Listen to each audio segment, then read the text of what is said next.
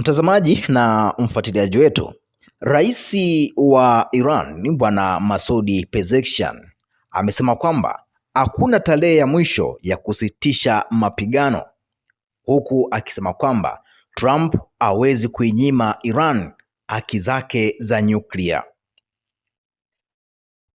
Tukinukuu kile ambacho aliweza kukizungumza Rais wa Iran Bwana Masoud Pezeshkian alisema kwamba Rais wa Marekani Donald Trump hana uhalali wa kunyima Iran haki zake za nyuklia.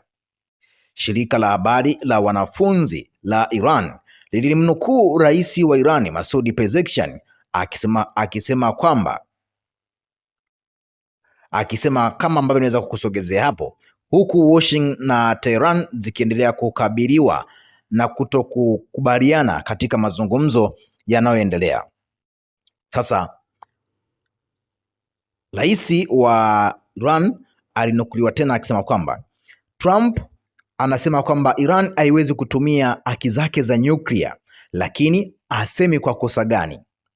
Yeye ni nani hata anayenyang'anya taifa haki zake? Pezeshkian alinukuliwa akisema hivyo, lakini maoni hayo yanakuja huku kukiwa na kumalizika kwa muda wa kusitisha mapigano kwa muda wa Jumatano na kuendelea kwa mvutano kati ya Marekani na Israeli kuhusu masuala muhimu ambayo yamechochea mzozo huu kuendelea katika eneo hilo la Mashariki ya Kati.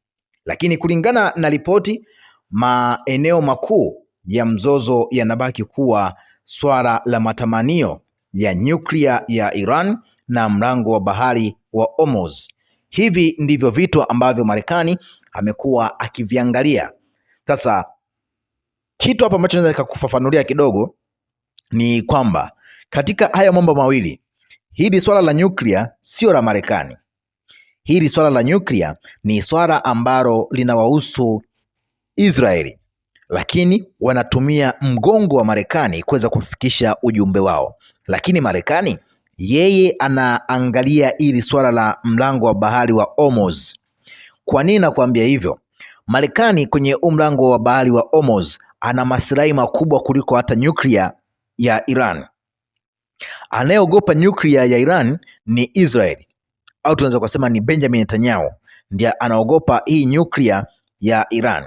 Lakini maslahi ya Marekani zaidi yapo katika mlango huu wa bahari wa Hormuz, kwa sababu kama unavyojua 20% ya nishati yote duniani inapita katika mlango huu wa bahari wa Hormuz. Na tunajua kwa sasa hivi Iran imeanza kuweka utaratibu wa kuanza kukusanya mapato kupitia mlango huo wa bahari wa Hormuz, kwani kwamba kila meli inayopita katika eneo hilo lazima ilipie dola za Kimarekani milioni 2, ambapo ukija kuzikonveti kwenye hela za kibongobongo ni hela kubwa sana. Sasa hizo hela hazilipi kwenye in term of dollar au hazilipi kwenye in term ya pesa ya Iran, bali inalipwa kwenye mfumo wa pesa za China.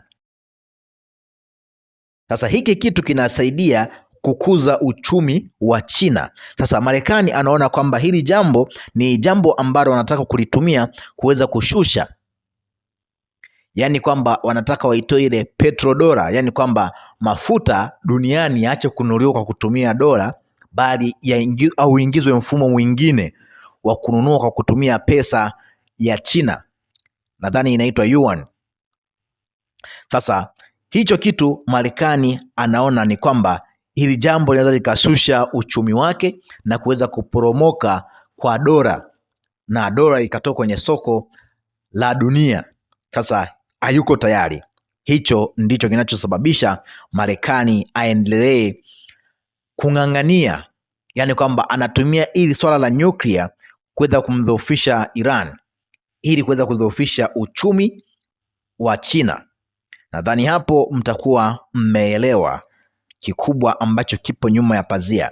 Swala la nyuklia ni swala la Israeli, ambapo Israeli anaogopa kwamba endapo katika eneo hilo la Mashariki ya Kati Iran akabahatika kupata silaha za nyuklia, basi Israeli hatakuwa tena superpower katika eneo hilo la Mashariki ya Kati, kwa sababu yeye katika eneo hilo ndiye anayemiliki silaha nyingi za nyuklia na huwa akaguliwi na ili shirika la atomiki la nishati ya atomiki duniani ambalo limekuwa likimkagua Israeli ilikuwa likimkagua Iran kwa miaka mingi.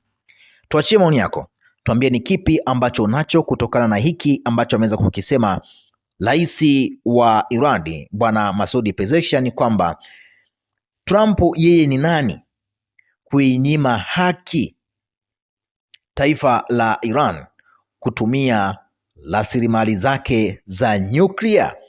Hilo ni swali ambalo wameweza kuliuliza bwana Masoud Pezeshkian kuhusu kile ambacho ameweza kukisema Trump kwamba hataona hata siku moja Iran inamiliki silaha za nyuklia. Na kama ni mfuatiliaji mzuri, hizi kauli amekuwa akiziongea bwana Benjamin Netanyahu kwamba akiwa bado yuko hai hatokuja au Iran haitokuja kumiliki silaha za nyuklia, Benjamin Netanyahu akiwa bado yuko hai. Sasa tuachie maoni yako, tuambie ni kipi ambacho unacho, na tukutane wakati mwingine na wasaa mwingine.